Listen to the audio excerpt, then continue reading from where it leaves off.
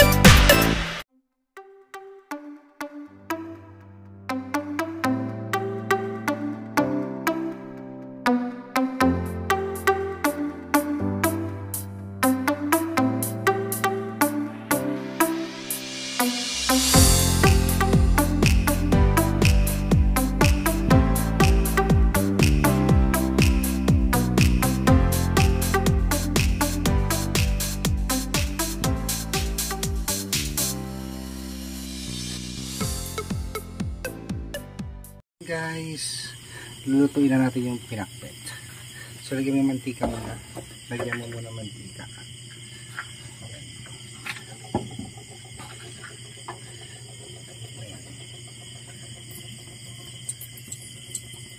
Dami. Takpan mo. Tapos kasi mga sibuyas, pag-halo-haloin mo na yan. Yung mga sibuyas natin. Sangkot siya muna natin ang sibuyas, bawang, luya.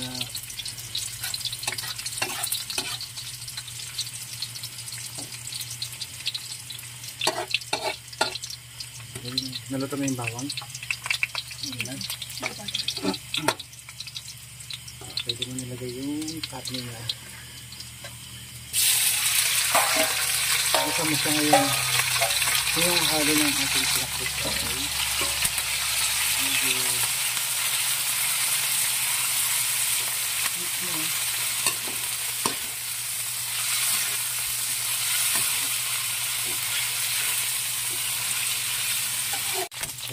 Pwede mo nilagay yung kamatis dyan na medyo brown na ganun tayo. Dito yung ito ngayon hanggang madurog.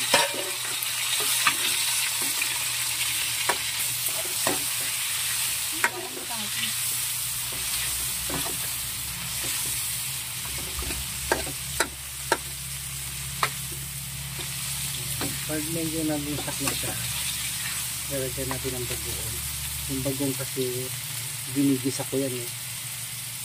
Saka nilalagay yung mga buto-buto. Yung mga kalabasa.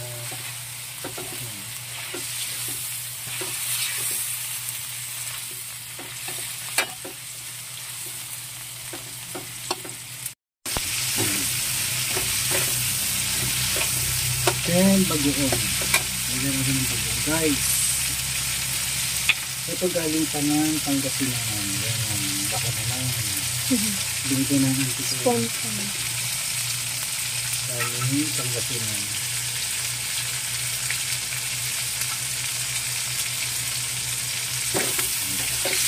Mas masarap kasi pag binigisa yung bagoong. Naamoy ko na. Tapos pag nag-isa, pwede na natin ilagay yung mga guys, ito lang ka lang.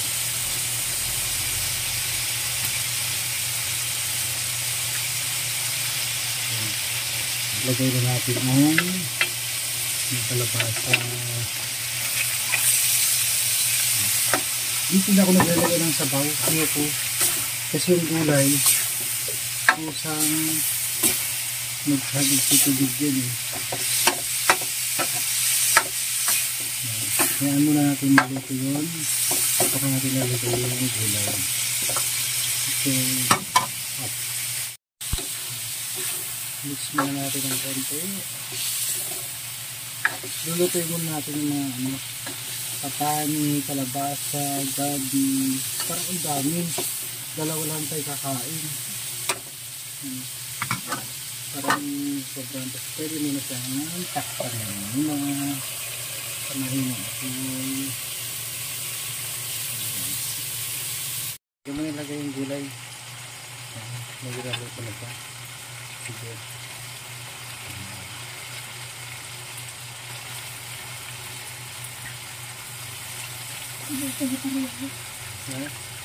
Buo talaga yung nilagay ko buo. Nalimutan kong bumili ng bunga ng singkamas.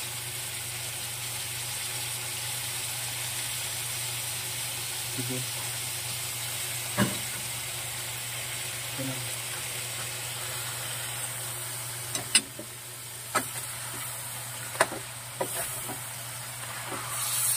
Yung gulay, yan, nagtitibig pusang nagtitibig yan. Isang nalito. Ayan. Yung takot natin hindi kasya.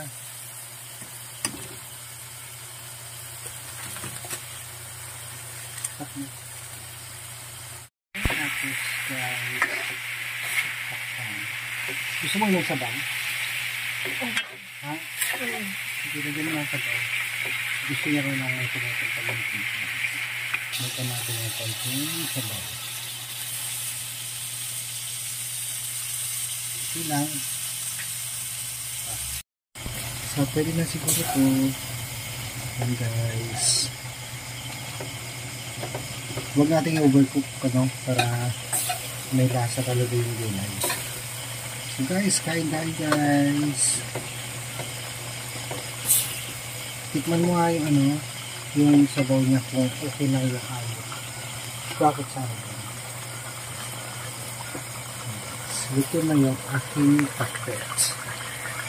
Ulam for today.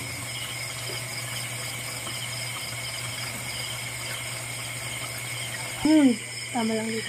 Anong lasa? Yan si Rochelle, yung aking pamana. So yan, pwede na. Hangoy na natin guys. Pwede na siya. Sige, pwede mo na takpan. Patay mo na yung apoy. Hinaan mo lang yung apoy kasi mag-pork chop. Takpan mo. Tapos